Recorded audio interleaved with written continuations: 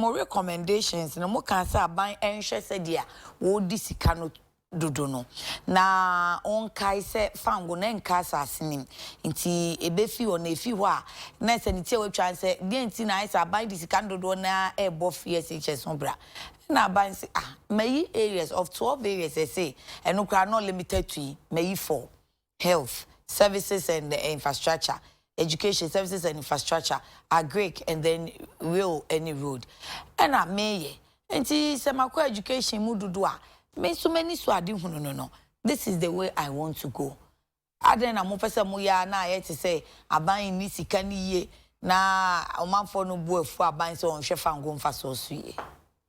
Yo me ya ba am say the kind no ma me nkyere Ghana fo ni nyina ntiase say. Say ye de fan wusika because ye project na beko na project ni ho ana say ye de fan wusika ye bibi na beko na ye ni basa ene ke ditua nkwala no school fees e mo mu ko school dia nkeye okay enu mfaso e wo so okay but no so nkire say enu the best possible use ye betimi de fan wusika aye esan say megidi say die enam so akoba say aban na etua nkwala school fees ama wo mo no okay ene se adwuma ni ho ohia na dokoro yen okay na nka ye na ka adwuma wo ho ena ohia enyi soro bebre na dodo na wo sika nka nkoba se aban ena ebetua obi ba school fees ama no enti na amemo de wo so ha kakra na wa so ha kakra nti wo bo nkwala no eye ba wo bo nkwala no ma ko school no so na se obi sa ho se na nkwala ewie suku adwuma ben na omo ba beye na se nyame adom ye e me nya fam wo a adenti ye mfa sika ni bi nso mie bi enwuma na ye bie bi enwuma e ma wofo no nya adwuma ya omo abetime tie omo ma school fees adwuma eni ho nti na do for free SHS. I am for free SHS but me hwe future okay die nti me hwe future ne se ya nhwe ye a e da fam wo no besa no free SHS will come to an end. Enti mimi unyi ni se enkola pi wo nkrase a saade we ababeboa wo mo pa enti se ne ye hwe se fan mra no kra na se ne ye bekwa akosa chem na se yensan enya allocation ni foforo in terms of percentage any funds awodo na e dey connect say do this for purely FSHS enkwada na enka ayeden na ye hwe se wo hwe daachen dia ye hwe daachen oman a ye nka se enipadodo na anima kenkan eni atro the majority of us are illiterate but ebedu bebe no then be the other way round menya ba me hwehwe mu amaye kire se problem a ye wo education me se nkwala ebetimi akenkan so mbetimi atro no e wo very basic level primary and GHS ndi nkwala nbe ba secondary school do na na wo ntimi ntro mudin Tesi an obu okwa grade 50 not the cost free SHS. Minya ba say ye wo usika na wo benya grade 50 a wo de meko free SHS akoto usika egu. E bi akwara no kwa ya more secondary school amano ya mbo grammar education amano. But say FSHS doesn't mean just proper grammar secondary school. Inti na convert and so on technical education. Inti me de me hwe ne say inka kwara ni bi wo ha edumesua na e bi a wo mo no they are gifted for. And but on your basics, because Okosia de Pama and tailors have become designers. Shoemakers and shoe shine boys have become shoe manufacturers in Ghana. And on your foundation, the other church no kakra de bebu no kontan kakra. Me okay, I say the foundation no. And I make us think primary and JHS level we year. And yes nka so secondary school and when your foundation. Foundation ye no foundation level. Which is primary and JHS. But SS can foundation ni wana. Sisi na aban no e dia beka ho. Ye ni hu ha wo. Ye hwe sustainability. Okay. Nti ye pese ye ni ye na de ni ye efficient. Say ABA in fact some of the schools ye call school back home. Okay. And na ye de ye mfato ho say school back home bia ye call ye no. Oh, wo mo de ombo ho modern power. Say na me de say rehabilitation center. Na ekoye no wo hwe na nkwala na de abra me best grade. Akwala de brem suku no e aggregate 25 best do na ye 40 to 50 misu mi school a me poor school teacher for kwa me ni bi lab me ni bi me ni akade a ye de kire nkwala na de na wo mo so abon no ye de wo mo brem omo be di 2 years 3 years wa ha omo be fam akwa there will be no value added to the knowledge they came here with. Na teacher di ni ka say nka ne papa mu a na mo say nkwala na ye pese ye mu yie di a nka mo nchiche bi enko mfansepam ati mota but they do Minyaba the best out of the lot near do omoko into bi wa office to so ti ase but on no born ho modern pa near the omo kakra bi e bi 2-3% bi no near the one fra e bi a omo eko school akase no na dodo na wo je ko school na ko hwe but say wo standard na wo level no na be kire school out because onim say Ghana secondary school no ye wo classes and grades so enti ye wo class A schools class B class and almost choose kra sa system na na fa so into ukoso e dey aggregate 50 ni nyina ko gu class A B a Z school a e be dey on so abedani ma be class A 2 ohonso infrastructure don point ben na wo hwese no be benya class A school infrastructure no menya fair competition. Okay. Do ko quite dey be a classrooms wo mu ni bi school ba ko ye ko e wo sunyan patem ho baby wo mu titi duase secondary school we primary school ye HS o you sure me na me ka kire o want you try pictures yes you try pictures e your report ba ko mu a em say be dey na dey nche bia your compost project a part of your project inspection. Okay. So just here into the less endowed schools na make say women need facilities. Okay. Near the woman so are more woman aggregate 50-40 in a cogo a coho. Into Moma yen shap one yen you, maybe a camen qua. The Yakin, the business say, ye per se sustainable, dear, yen shap one befast nanka budget and baba from Kakra. Yet make free resources to improve the facilities, but also to create jobs. Snabian Colony, we used to school bar, Umani Jumaye. Okay. One suggestion, NSA. We share say a beer sorry my main fiancé free all members of parliament mimi gidi say ombetime ti omo school fees. Okay. I say in many years 275 omunya year school do omoma from free SHS. Okay. All directors and I say even crano people of a certain rank within the ministry department and agencies they say you omunya free. Oko Registrar General's Department, say Registrar, GRA, Ghana Revenue Authority. You will almost check your tax, you will be a tax payments. You will be based on tax payments, no, you will income level. Okay. People over and above a certain income level, no, I say you will free. Okay. In fact, the year no memuhano, America, Kwano, we had the form Wosikano, 1 year. Ye be I find the targeting. Mejitum say inclusive society, a year. Society will be in ya quenya, educone nimuno, our brabomuno, a year. Okay. But the way you achieve inclusive society, no, and yet through wholesale social protection.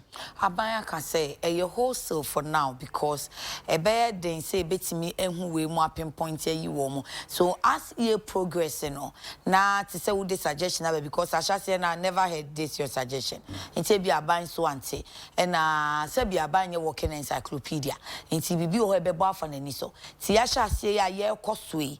Neja nkakra with time no maybe we'll get there one day because Nansen Crowd your would say Dr. Duchim Deputy Minister of Education say to say the working Dr. Stimanti abetimi etua also while simus pam go to the school sempacho me buy here fee I will pay PTA where's me here. Oh, you don't get it. Or say now, once the first and near see my but this year no, me might say Dr. Duchuma or can we UTV has say Opa Kopam September and Kolani Ufi. In September admissions in Ebeshasia. O see me met ya mammy ba. Omobema wait ya. Me about you see ye policy roadmap. The okay ye fine. All right. Policy roadmap. According to roadmap, no, at what point any didn't shebeba ama wo mu a ebetumi etua no okay etua yenye nim se omem ha wo mu wusika pa na empe tax etua ye ka tax avoidance a your companies akase any net worth individuals any etua tax this is what in share atu no so anso etua tax ntu ka se awofu a wo pese etua no sim pampan ko etua ye practicable so just this is one we as a policy and say betimi aye adwuma na me no ye kenyina na ne futu a ye de ma ban ene se ye nya gitum se free SHS ne ye na ye pese ye tran ho afebo a se nipa bi kire adwen se ye ni se ye mfa se nkan ho ye se a ya ye ntie wan so pem okay se be ye kura na nke the opposition party kwan yenji wo madwo nkyere na wo munso oni policy no sine be ya ochene bi no ankoye se bi a eye na Akufo Addo dia ma ban na abaso ntimi de mato atwene eba ne saa ebe ha me se eya de pa mumenhwe other ways of sustaining it na yemfa ye ho ankoto fam wusika nko aso esan say 2016 15-16 no de ba ye no na enye fam wusika free $100 per barrel all the way down to $29 per barrel nti saa fini mu nka you free SHS na na ye de ye ho ato so say di ko twan kwala school fees a nka me sure boss nka be bie school na kwala ntifie na eni sika de ko hwe won ko fam wusika na ama aban be pekwa be fa so de ombeko ebetimi ababio okay esan say saa bre na ye budget awie nti wo ko fa sika wo he na de kwala na ko school yanka hu say wo srem ebie si saa anopo na anya ho kire brem nti ye bie school na kwala ntitifie me madwemu a there is no reason why we should have a get fund with its own bureaucratic structure, salaries, facilities, sitting in the corner with a dedicated fund of 2.5% VAT. Now another free SA secretary sitting somewhere. Scholarship secretary sitting somewhere. The get fund here different. The scholarship for here different. Scholarship secretary, I think mainly omo ebi omo kosua omo nim de wa manone enya ahase say nti eno no eco higher and tertiary and higher education. Get fund more of infrastructure. Free SHS is more of the service. So enti ebia ne specific reason ti ye dey establish. And for one sector of the economy no you be creating multiple bureaucratic structure to handle small portions of that particular sector. Wabra you betimi nya holistic view. Me no ka say you need holistic view of the envelope of resources available to education. Yesan ewo Cocoa Board for as at the time you be introduced to free SHS no more about close to 13,000 children. Our secondary school. What has happened to that envelope of resources? And I what talo ni ada Cocoa Board na no de ma so Cocoa Board ene talo ni omo maka Cosmos for say o ye ne mfama so talo Cosmos or a corporate entity say wo ye no wa mfama bi ma say enye kadan nti na make say ye penye dia nanka before e be introduce no ye ne Cocoa Board for trans say I bind your person ye nie ye pay free education nti ye bofoto ato ho nti musika amode hwe nkwala school fees nya mo fa meka ho ye da to sa foto no okay companies are who are scholarship programs nya age nyina no mining companies oil companies financial institutions mobile phone companies yes fremu a mo to musika amode bua nkwala school no mo fa meka ho okay efe nkran so company bia wo corporate social responsibility budget ya na kakra okay MTN for the match wo mo de MTN Foundation okay inu ondi nsa wo so say yes fremu mo CSR budget no mo fa kakra more educational me say ebi ebepne. Okay. And to make how we harmonize resources. That is when yenina yajiatun because so Ghana o aban this ade ibano. You saw how it's a key political twist. Yempo aban so political party ne denaba. Nti onu so be make sure say obeye na ade na ansa na opposition for aba besisa anua gunigari. So one say if a idea a United Front say okay yenina yajitum even till date otite say opposition for say ba ye best sano e say de wo ye na ye no aban so person was scoring points show mo say I said I will I have enti ehon kakra ne de e be de because of the political twist. Yes, we need to think about beyond the political party. Anya Ghana say Anya say you know how partisan political we are in everything we do.